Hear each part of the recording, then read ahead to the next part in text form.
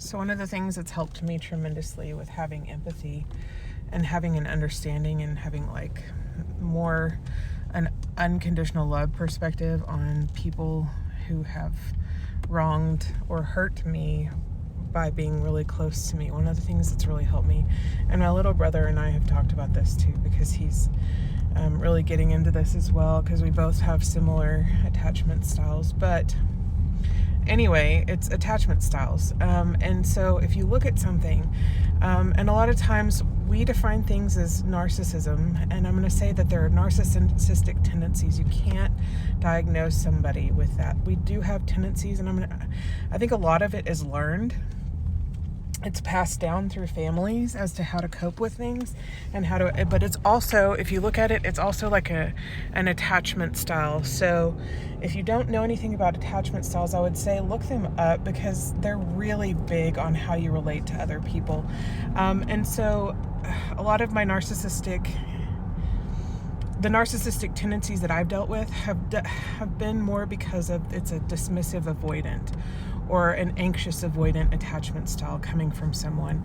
And so what that does is that tells me that there's some pain involved, and that would explain a whole lot of why things are the way that they are. And so it gives me a little bit more of an understanding of like, hey, maybe something happened in childhood where they couldn't. Like the dismissive avoidant, it's like any interaction makes you uncomfortable, so therefore you dismiss it as not even existing. And so you're going to see that. And then in your anxious avoidant, it's like every interaction that you have makes you so anxious that you run away from it. Both of them they're avoidant. They leave whenever things get hard. But it does give me a little bit more of an understanding of why things happen, and it's not personal. It's like it doesn't let it be. It's not so personal whenever people do these things to you. And me, I come from like an anxious attachment, but I can be anxious avoidant just depending on what the situation is. But I'm becoming more and more secure with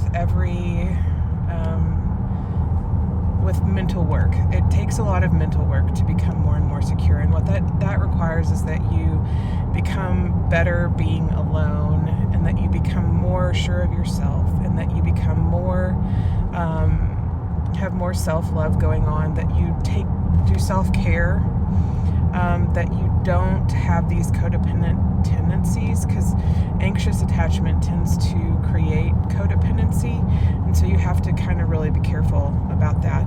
But that literally has saved me from being angry at people for the things that have gone on. And while I'm not angry, I do create space. And sometimes I have to work through the anger if I do feel it. It's not like I don't feel anger. It's that you let it go, you work through it and you let it go. You experience it and then you drop it, because it's not going to help anything to stay angry about certain situations. It's just going to make it stick in your brain, and then it'll turn into circles and circular thought. But that literally has saved me from taking things so personally, because it's not really, whenever you think about it. Like, people are broken because people are people, and because of our wounding that can be passed down for generations of people have done that, to each other.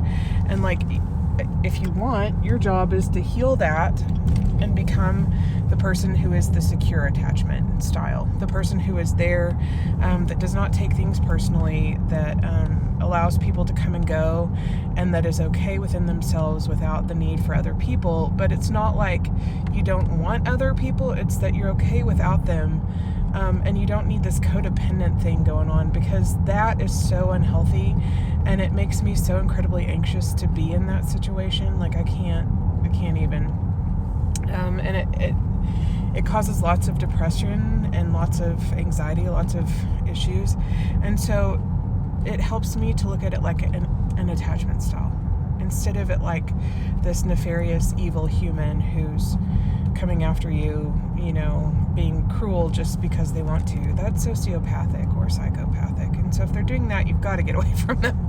That's like a diagnosed personality style. But a good majority of the people don't have all of the narcissistic tendencies. And so you can't technically call them a narcissist because they're not. They're using things they've learned. And you're dealing with an attachment style.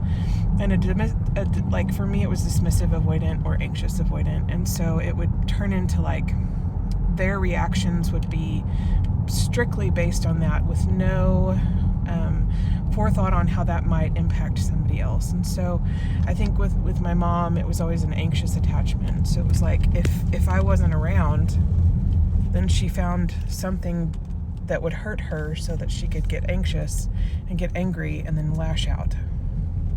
And because it's like if you attach too much to somebody, they're going to hurt you. And so that's passed down, obviously. And so you have to like really understand where that's coming from.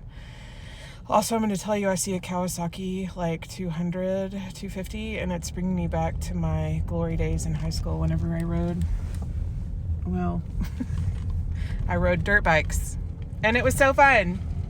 Thank you, people who let me ride dirt bikes. I loved it. It was one of my most fondest memories. Anyway, all right, y'all be good.